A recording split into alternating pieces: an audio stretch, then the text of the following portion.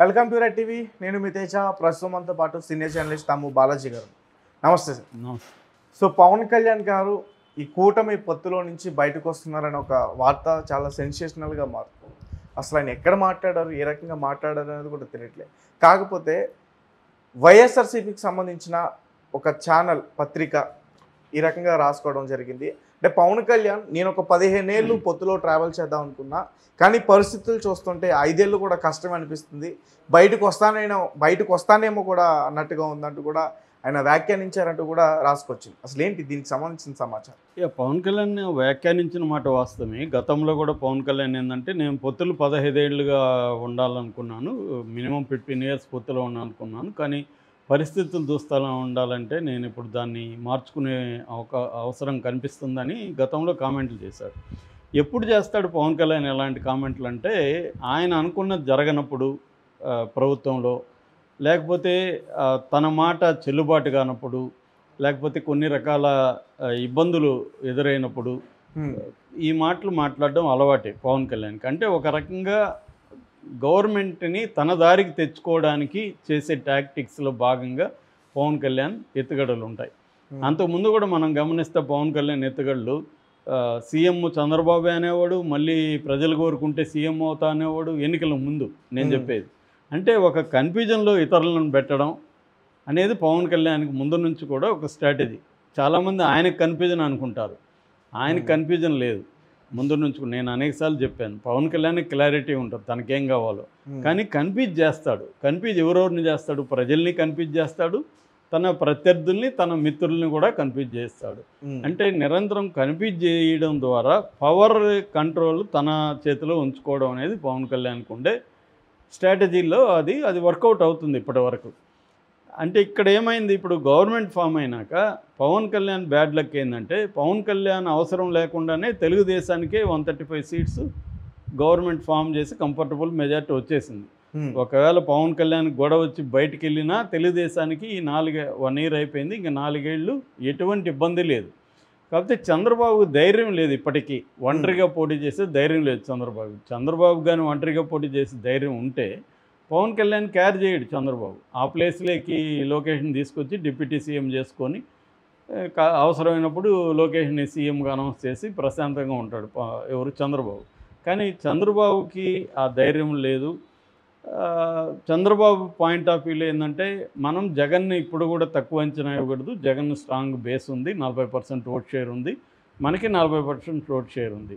ఈ 40-40లో కొద్దిగా అటు జంప్ అయినా మనం పక్కకు వెళ్తాం. ఎప్పుడు కూడా 3 స్తంభాల ఆట లేదా 4 స్తంభాల ఆట, బీజేపీతో కలుపుకుంటే 4 స్తంభాల ఆటలో మనం బలహీనం అవుతాం.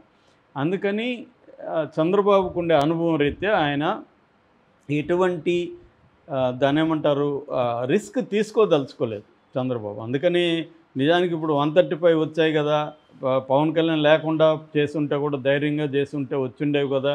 ఇప్పుడు మోడీకి సరెండర్ అయ్యి పవన్ కళ్యాణ్కి సరెండర్ అయ్యి ఎందుకు పరిపాలించాలి అన్న ఫీలింగ్ తెలుగుదేశం కేడర్లో కూడా ఉంది. ఎందుకంటే పవన్ కళ్యాణ్ చంద్రబాబు అనుకున్నట్టు ఇప్పుడు అన్ని పనులు చేయలేడు. అంతెందుకు, ఫర్ ఎగ్జాంపుల్ డిప్యూటీ సీఎం చేద్దాం అనుకున్నారు లోకేష్ని, చేసుకోలేకపోయారు కదా. ఎందుకంటే ప్రతిదానికి మోడీ అనుమతి కావాలి ఇక్కడ. సో ఎందుకంటే మోడీ మీద డిపెండ్ అయ్యారు. దాన్ని ఉపయోగించుకొని మోడీ ఒక రకమైన బ్లాక్మెయిల్ చేస్తున్నాడు చంద్రబాబుని, పవన్ కళ్యాణ్ కూడా బ్లాక్మెయిల్ చేస్తున్నాడు. ఈ బ్లాక్మెయిల్ చేయడాని కోసం, అంటే మనం బ్లాక్మెయిల్ అనే పదం వాడచ్చా లేదు పక్కన పెడితే, ఏదేమైనా ఎవరైనా ఇదే చేస్తారు. బ్లాక్మెయిల్ అంటే నాకు ఏ అస్త్రాలు ఉంటే నేను అది వాడతాను కదా. రాజకీయాల్లోకి వచ్చినప్పుడు పవన్ కళ్యాణ్ గోల్ ఏంటి? తను సీఎం కావాలి, అది కదా పవన్ కళ్యాణ్ గోల్. డిప్యూటీ సీఎంగా పర్మనెంట్గా ఉండాలనేది పవన్ కళ్యాణ్ గోల్ కాదు కదా. అయినా కూడా డిప్యూటీ సీఎంగా తనకి ఒక పవర్ ఉండాలి, ఎందుకంటే నేను లేకపోతే చంద్రబాబు అధికారంలోకి వచ్చి ఉండడు అనేది పవన్ కళ్యాణ్ నమ్ముతున్నాడు. అది వాస్తవం కూడా. ఆయనకు 135 వచ్చి ఉండొచ్చు, కానీ పవన్ కళ్యాణ్ పొత్తు లేకపోతే వచ్చుంటాయా అనేది డౌటే. సో కాబట్టి పవన్ కళ్యాణ్ ఏమనుకుంటున్నాడు అంటే, నా వల్లనే కదా నీకు పవర్ వచ్చింది, కాబట్టి ఆ పవర్లో షేర్ నాకు ఉండాలి కదా అనేది పవన్ కళ్యాణ్ అనుకుంటాడు. రెండోది, తను కొన్ని రూల్స్ కొన్ని ఇవి పెట్టుకున్నాడు, కొన్ని హామీలు ఇచ్చాడు ప్రజలకి. ఆ హామీలు ఏవి నెరవేరట్లేదు. చాలాసార్లు పవన్ కళ్యాణ్ నేను గ్యారంటీ అని చంద్రబాబు తరఫు నిలబడ్డాడు. అది కూడా ఉపయోగపడింది. ఎందుకంటే చంద్రబాబును ప్రజలు నమ్మే పరిస్థితి ఫుల్గా లేదు. గతంలో ఆయన అనేక హామీలు ఇచ్చి నెరవేర్చలేదు కాబట్టి. కానీ ఎప్పుడైతే పవన్ కళ్యాణ్కి ఆ బ్యాడ్ రికార్డ్ లేదు, ఆయనకి అసలు ఏ రికార్డు లేదు, క్లీన్ స్లేట్. కాబట్టి జనం పవన్ కళ్యాణ్ నమ్మారు, తను ఉన్నాడు కాబట్టి తను ఇప్పిస్తాడని. కానీ ఇప్పుడు ఆ పథకాలు ఏమీ అమలు కావట్లేదు. అది పవన్ కళ్యాణ్కి అసంతృప్తి ఉండొచ్చు. రెండవది, పైకి గవర్నమెంట్ ఉంది, సీఎం ఉన్నాడు, డిప్యూటీ సీఎం ఉన్నాడు, కానీ పరిపాలన, అపాయింట్మెంట్లు, రోజువారీ వ్యవహారాలు, ఏ వనరుల్ని ఎట్లా దోచుకోవాలి, ఈ ప్లానింగ్ మొత్తం ఎవరు చూస్తున్నారు?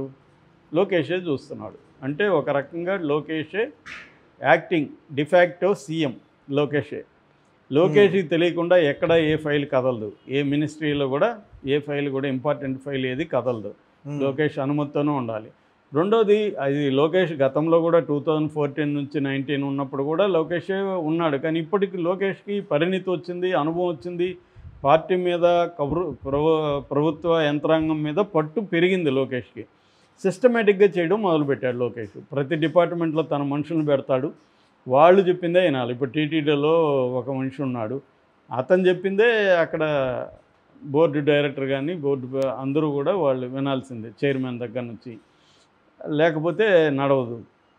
అలాగా లోకేష్ ఏంటంటే ఒక సెంట్రలైజ్డ్ కమాండ్ కంట్రోల్ లాంటిది ఏర్పాటు చేసుకొని తనే చేస్తున్నాడు. ఏ పోలీస్ ఆఫీసర్ నియమించాలన్నా, ఏ బ్యూరోక్రాట్ నియమించాలన్నా తనే చేస్తున్నాడు.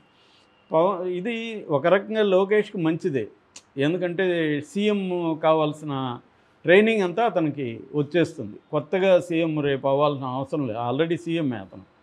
సో అది చంద్రబాబు లోకేష్ పాయింట్ ఆఫ్ వ్యూలో కరెక్టే. లోకేష్ని ట్రైన్ చేయడం అనేది కరెక్టు.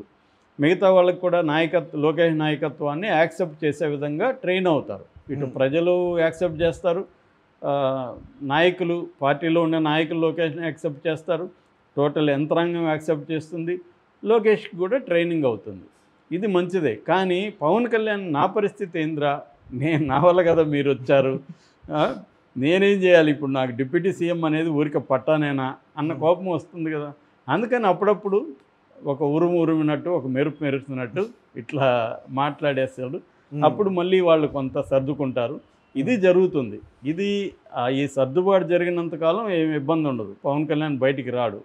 కానీ పవన్ కళ్యాణ్కి తలనొప్పి కలిగించే విధంగా లోకేష్ బిహేవ్ చేస్తే అప్పుడు ఇంకా ఉపయోగించని శంఖం ఉంది చేతిలో అని చెప్పి ఊదుతాడు. ఏది, నేను పొత్తు నుంచి బయటకు వస్తున్నాను అంటాడు. కానీ నిజానికి చెప్పుకోవాలంటే పవన్ కళ్యాణ్ సొంతంగా పోటీ చేస్తే 21 సీట్లు గెలిచేవాడా, 2 ఎంపీ సీట్లు వచ్చేవా, ఇతను డిప్యూటీ సీఎం అయ్యి ఉండేవాడా? ఫుల్గా డౌటే. ఎందుకంటే ఈ 10 ఏళ్లలో ఒకే ఒకరు గెలిచారు, ఒకరు కూడా అటు వెళ్ళిపోయారు. స్వయంగా అతనే గెలవలేదు 10 ఏళ్లలో ఎమ్మెల్యే కాల. మరి అలాంటప్పుడు చంద్రబాబు హెల్ప్ లేకపోతే పవన్ కళ్యాణ్ అంటే ఇప్పుడు మీరు ఏమంటారు, పిఠాపురంలో కూడా పవన్ కళ్యాణ్ పొత్తులో భాగంగానే గెలిచాడు 100%. ఇప్పుడు అక్కడ వర్మ లేకపోతే పవన్ కళ్యాణ్ గెలిచే పరిస్థితి లేదు. సో అందువల్ల పవన్ కళ్యాణ్ గెలుస్తున్నాడు లేదా పక్కన పెడితే ఖచ్చితంగా ఒక 4-5 కంటే ఎక్కువ వచ్చే పరిస్థితి లేదు పవన్ కళ్యాణ్. గవర్నమెంట్లో పరిస్థితి లేదు, ఇలాగే ఉండాలి. ఇప్పుడు ఏమైంది, పవన్ కళ్యాణ్కి సెంట్రల్లో మోడీ చాలా ఇంపార్టెన్స్ ఇస్తున్నాడు, ఇక్కడ మంచి పదవి ఉంది, తన మంత్రులు 3 ఉన్నారు, వాళ్ళ అన్నని ఎమ్మెల్సీ చేసుకోగలిగాడు, ఒక పట్టు అయితే ఉంది కదా. కానీ మనిషికి ఎప్పుడైనా కూడా ఏది ఉందో దాంతో సాటిస్ఫై కాడు, ఏది లేదో అది కావాలనిపిస్తూ ఉంటుంది. That is the human nature. అందుకని పవన్ కళ్యాణ్కి ఏముంటుందంటే ఇది చాలదు నాకు, నేను చెప్పినట్టే నడవాలనుకుంటాడు. మామూలుగా ఒక సామెత ఉంటుంది, కొమ్మరి చక్రం మీద ఈగ కూర్చొని ఈ చక్రాన్ని నేనే తిప్పుతున్నాను అనుకుంటుంది. నిజానికి చక్రం తిరిగితే ఇది తిరుగుతుంటుంది, కానీ ఈగేమనుకుంటుంది, ఈ చక్రాన్ని నేను తిప్పుతున్నాను అనుకుంటుంది. పవన్ కళ్యాణ్ కూడా అదే పరిస్థితి. ఇతను గవర్నమెంట్లో ఒక చిన్న పార్ట్, ఒక మంత్రి అంతే. అతను నీకు డిప్యూటీ సీఎం అనేది రాజ్యాంగబద్ధమైన పదవి కాదు, దానికి సపరేట్ హక్కులు కానీ అధికారాలు కానీ ఏమి ఉండవు. ఊరికే అది ఒక అలంకారం అంతే డిప్యూటీ సీఎం. అతను ఒక మంత్రి అంతే. మొత్తం వాళ్ళు 3 మంత్రులు, ఇతను ఒక మంత్రి, అంత తప్ప ఏం లేదు. కానీ చంద్రబాబు ఏంటంటే అతనికి కొంత సింబాలిక్ అంటారు, దీన్ని ఆప్టిక్స్ అంటారు రాజకీయాల్లో, బయటికి కనబడేట్టుగా కొంత ఇంపార్టెన్స్ ఇవ్వడం. అది చంద్రబాబు ఆయన రాజకీయాల్లో ఆరితేరిన వ్యక్తి కదా, ఎవరికి ఎలా ఏం చేయాలో తెలుసు ఆయనకి. అలా ఈయనకి ఇస్తూ వస్తున్నాడు ఇంపార్టెన్స్. కానీ రియల్ పవర్ పవన్ కళ్యాణ్కి అర్థమవుతుంది, రియల్ పవర్ నా దగ్గర లేదని. ఆ మధ్య ఒక చిన్న ఇన్సిడెంట్ చెప్తాను నీకు. అక్కడ కడప జిల్లాలో కాశీనాయన సత్రం అని ఉంది. ఉమ్, ఆ సత్రంలో కొంత భాగం అడవిలో ఉందని దాన్ని కొట్టేశారు. అప్పుడు లోకేష్ ఎంటర్ అయ్యి అటవీ అధికారులకు చెప్పి దాన్ని మళ్ళీ పునరుద్ధరించాడు. ఉమ్, ఇది చేయాల్సింది ఎవరు? పవన్ కళ్యాణ్ కదా. పవన్ కళ్యాణ్ చేస్తుంటే అతనికి మంచి పేరు కూడా వచ్చేది. ఎందుకంటే ఆ కాశీనాయన సత్రం రోజుకి 10,000 మందికి ఎంతమందికి భోజనాలు పెడుతుంది. కానీ లోకేష్ ఎంటర్ అయ్యాడు. ఉమ్, అటవీ శాఖ ఎవరిది? పవన్ కళ్యాణ్. ఆ. పవన్ కళ్యాణ్ శాఖలో లోకేష్ ఎలా ఎంటర్ అవుతాడు? ఇటువంటి తలనప్పుడు పవన్ కళ్యాణ్కి ఉన్నాయి. అట్లాగే పవన్ కళ్యాణ్ అధికారంలోకి వచ్చినాక నేను కక్ష తీర్చుకోను ఎవరి మీద, మేము ప్రజలకి బాధ్యత వహిస్తామని చెప్పాడు. కానీ చంద్రబాబు ప్రభుత్వం ఏం చేస్తుంది? డే 1 నుంచి అసలు ఇంకా ప్రమాణ స్వీకారం చేయకముందు నుంచే కక్ష సాధింపు అనేది మొదలుపెట్టేశారు. ఉమ్, సో మేజర్ పని చంద్రబాబు ప్రభుత్వం ఈ 1 ఇయర్లో చేసింది ఏంటంటే ఒక 100 మందిని అరెస్టులు చేయడం, వైసీపీ వాళ్ళని, ఇంకొక 10ల సంఖ్యలో నాయకుల్ని ఇబ్బందులు పెట్టడం, వాడి ఆస్తిని కెలకడం, ఇదిని ఇబ్బంది పెట్టడం, ఇవే చేస్తుంది తప్ప అభివృద్ధి సంక్షేమం అనేది పక్కకి వెళ్ళిపోయింది. ఇది పవన్ కళ్యాణ్ తలనొప్పిగా ఉంది. రేపు ప్రజల్లో పోయి ఏం అడగాలి పవన్ కళ్యాణ్?